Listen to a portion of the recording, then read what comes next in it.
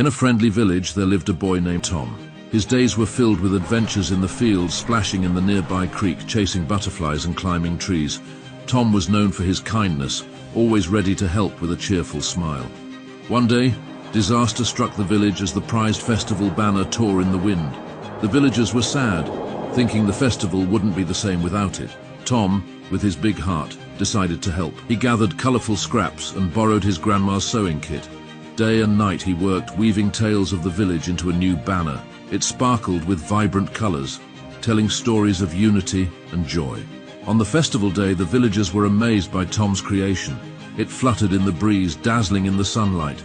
The village cheered and Tom stood proud. His simple act of kindness and creativity had brought the community closer.